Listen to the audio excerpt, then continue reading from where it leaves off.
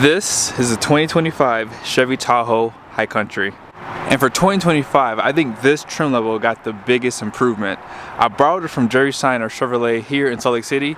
It is available for sale. Let's go ahead and check out the window stickers so you guys can see options and features on this build. At the very top is the description with the colors. And then here is a short listing of the standard equipment. Be sure to pause it. Now base price comes in at $81,200, and here are all the options. So High Country Deluxe is $48.35, and I think it's a must-have because a lot of things that you're going to get in here should already come standard anyways, but for $5 grand it wouldn't be a bad idea to add some of these things like the power retractable running boards. You have the twin panel moonroof, and this one does have the air ride suspension too. Iridescent pearl is $9.95 because it's a tri-coat. Premium liner protection, which I'll show you guys inside. Destination comes in at $19.95 with a total price of $89,020. And right over here is the fuel economy numbers. My personal opinion is they did a pretty good job on pricing for the High Country. It's about the same price as last year. And as you guys can see, they had those animations on the headlights, a refresh front face. And when you get a little bit closer, you guys can see you now have a projector style high and low beam, full LED. Your fog lights were added for 2025. I think last year when they did the full redesign for this, it didn't have fog lights on these Tahoes. So now they have them, and they have a nice design to them too. You have a satin finish down here, as well as on your front grille. Cameras, active grille shutters. And they do give you those parking sensors even off to the side here for pulling into the garage. And you guys see that pass through? It's going to help with aerodynamics, along with your active grille shutters. But yeah, I think this is really nice. Not too much brightness. And that satin finish on the grille looks perfect. Like normally you see like this bright chrome, but now they give you that satin, which just has just a better overall detail for the front end. Now here's a quick peek at the suspension. Air, double wishbone, independent. Can't ask for more. That's why this thing rides so good, especially for a heavier vehicle. You're always going to see a double wishbone set up there. They also even strengthen that lower control arm for you. Fabric material for the liner, which makes it easy to clean out. And then check out your tires. These are pretty wide. Here's one of the biggest updates for 2025 for the High Country. You can now get 24-inch wheels, and as I've seen them on the Cadillac Escalades and on the Yukon, it actually looks pretty good because these full-size SUVs are pretty big, right? Now I do like this new wheel design too, and then as you guys see, you have a machine face here, and you have like these gray pockets on the spokes. This tire size is a 275/50/22. It has 2,403 pounds of capacity. Max PSI is 44, but I'll show you guys the door sticker too so you guys see what it is there too. You can black out your badges, which I think would look good with the Tahoe. Now stepping back, when you get white, you can't really tell all the bright fixtures on here, so I'll probably have to redo this video in the future on the black one or just a darker color so you can see that. You can see those power to pulpit running boards. They also have the perimeter lighting right there.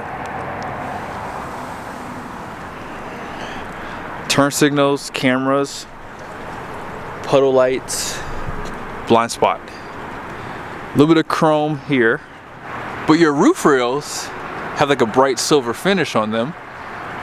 And even on your door handles, paint, and this is chrome here actually. I was gonna say satin, but I guess Escalade gives you satin here, but Tahoe gives you the chrome. Not a big deal. Smart key system on front and rear doors. And this is what we're gonna fill up at. 24-gallon fuel tank. Premium fuel. And check out these tail lights. So they don't give you red, they give you like a, I guess you can say a gray accent to it. And as I said earlier, you do get those animations too on these as well. Nice design. And you can open this glass still. And I like the front end design as well as the rear. I think they did a great job, especially adding like this black accent. Kind of mirrors what you saw on the front end, because on that grille you had a lot of black trimming on there too. You have your cameras, one for the rear view mirror and then for backup. And down below you guys see you have the dual exhaust with the quad tips.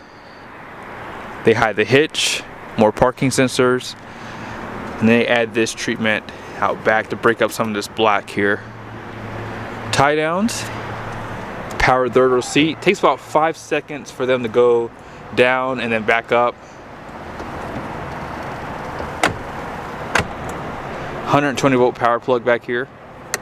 You can't drop the second row, which is nothing new. And then here's all your storage below the floor. A lot of hard plastics. I always mention this, they always give you carpet on like the higher premium SUVs, and I like that because this all gets scratched up over time.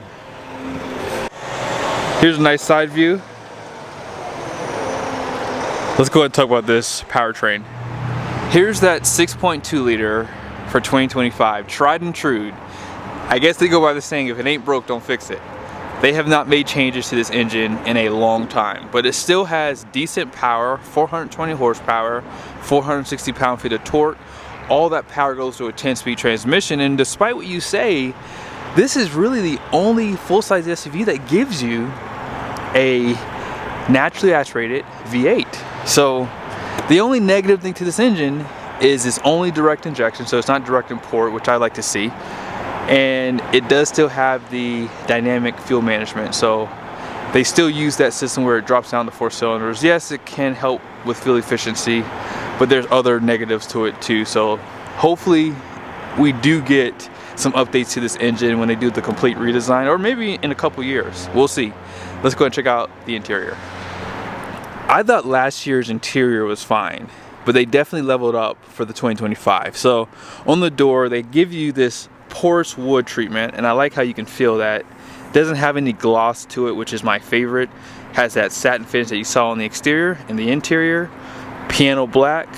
Also, you have that dark brown stitching, seat memories, power folding, outside mirrors. Nothing new there.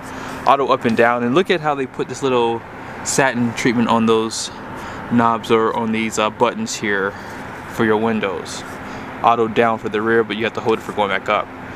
Perforated leather right here. A little bit of storage inside the door. Bose premium sound system. Then here is your kick plate. It says High Country. This has a 12-way seat including lumbar. And I like the design on the perforated leather. They give you that stitching down the center with more of that perforated in the center of that. And it says High Country right here. Even on the side of the seat here, you can see they have like this like cloth piping. Just a nice attention to detail for the interior. The only thing I would like to see is this little bit wider seat cushion. Power steering column. And then here's some of your controls. Electronic parking brake, your 360 camera, parking sensors, auto stop start can be disabled, traction control, downhill assist, and this does have the self-parking with lane keep assist. Full drive system, drive modes, air suspension, lighting, and your trailer brakes right there. And more wood satin with that perforated leather on the dash. All this is also leather. And look at that, you have larger screens for 2025. We'll go through those in a second. Let's check out the passenger side. On the dash, more of that perforated leather on this side. They give you a tiny little High Country badge right there. More leather wrapping even down here, but check out that big wood trimming. On this side, 12-way seat. And you guys see the floor liners too, right? They pretty much cover most of that carpet there. So if you do live in these colder climates where we get snow, it's perfect for that. But yeah, this looks really good. They give you the black headliner, which is no surprise. Grab handles on the roof. They only give you one here on the passenger side, but not on the driver's side. And then there's that twin panel moonroof. And then out back,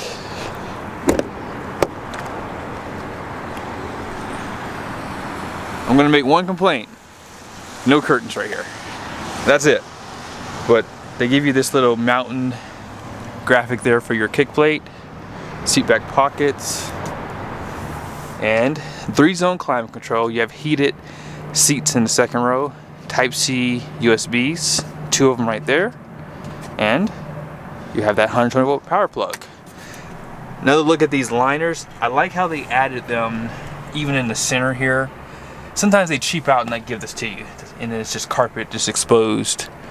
But even in that third row, they do add leather right here. Believe it or not, on the lower trim levels, they don't give this to you. Type-C USB on both sides with a little bit of storage and cup holder. They do still give you that perforated leather and stitching back here. Let's go ahead and jump back over to the driver's seat. For 2025, they did give you a thicker steering wheel. It is heated. And you have a 17.7-inch display. Fun fact, this is the exact same display right here that you get in the Traverse, which is kind of funny in my opinion. But if you go through the menus here, it doesn't really matter because it's very intuitive, very quick. You can swipe it left and right. And let's go and put it in reverse so you guys see that 360 camera. So this is updated for 2025.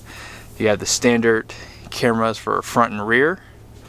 You also have overhead for front and rear. And down the side, if you suck at parking these big beasts, you can pretty much use this to do so here. Oop. So you can see those front tires as you're pulling in. And they did change up the shifter, which was probably a good thing. I think some people didn't care for like the push and pull mechanism that they had for 2024. But yeah, this screen is huge. Now, one thing I want to point out is vehicle status. I show this every time because they did change things up. So if you like to use your trip information, it's now over here. Now, if you want this in your driver display, all you have to do is just push this button here on the screen, and it will slide it over here for you. You can do the same thing for your fuel economy, all that good stuff. And I actually like the way they set this up. I'm a big gauge geek, so this is probably a menu I would probably want up most of the time while I'm driving. Just check out like the temperatures, things like that. There is a power button up here, and it gives you this clean screen with the date and time. If you hit the home button again, it takes you back here. If you hit this button up top, you have like this display where you can see your Google Maps and other content. You can edit this stuff. You can change what you see. Up here, you can see your trailer information could be up here. And then again, more navigation features here. Now, something I like about this is if you do plan on using your Apple CarPlay, you can put that over here. You can have Apple CarPlay up on this side, and if you want, you could always use your maps on this side. That way you have more information where you don't have to keep going back and forth between menus. This does have heads-up display right there. And last thing I'll show you on this screen that might be important, this button is probably something you want to learn because it does have, where's it at? This here. So if you have a garage at the house you plan on parking in, you have up to 8 remotes for 2025. You can also use this for a gate too.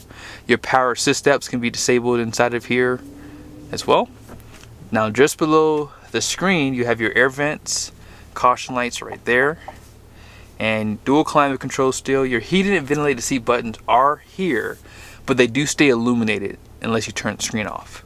Wireless charger, and then I like how big this is too. Sometimes I feel like they make them just a little too small. 2 USBs, and you have your cup holders. This looks great. You have more of that perforated leather and stitching design that you saw on the seats right there. And this is pretty big. Now let's go ahead and look up. There's your camera view for your rearview mirror, 4K. And this is how you control that twin panel sunroof. You also have this, which will slide this back. And you can have some extra storage right there. And as I've said in other videos, my wife, when she was carrying the big purse when our kids were young, it would go right here for her. So that's nice. And it doesn't really protrude out too much out back, so you still have enough area to get around it, but I probably would put it up, you know, personally once you're done, so it doesn't get scuffed up back there. And I didn't show you guys, but yeah, push button start buttons down here. A little bit of storage off to the side. You can see that they add a little bit of leather treatment with that satin right here. This is a nice SUV. I think that Chevy's really hit it out of the park, and I think that this update just made it just a little bit better. Let's go ahead and check out the numbers on the door. If you plan on towing or putting this in a business name, this might be helpful for you. Gross axle weight rating out front is 3,700 pounds. The rear is 4,300 pounds. Gross vehicle weight rating is 7,600 pounds. 22x9 wide wheels. And all-in payload is 1,473 pounds. Curb weight is 6,127. It can tow up to 8,000 pounds. And then here's your yellow sticker showing your tire pressure at 36 all the way around. Hope you guys liked the video. As I said, this is definitely a really nice option in the segment. If I had to buy this over a Ford Expedition, I think I would. I'm a big Toyota fan. The Sequoia, you don't see them as much, but even still, I think that this just has a little bit more for the money. And I also think they've done a great job with the overall fit and finish with this 2025 update.